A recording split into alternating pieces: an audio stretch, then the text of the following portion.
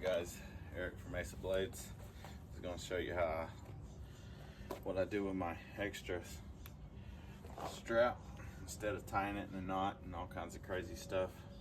So I just start here, I fold it over, and I just keep folding over, end over end, boom, end over end, end over end.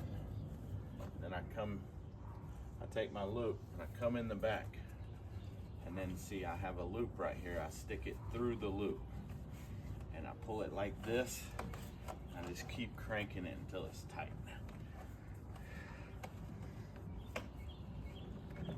And that's good. Not going anywhere. Then same thing. You just take it end over end, boom, boom, boom, boom, boom. Take your loop, come in the back, go through you got your loop right here, come through it, and then you're gonna start at the top, and then you're gonna let it come down.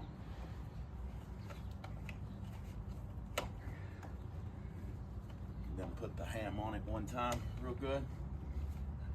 It's not going nowhere. Have a good day.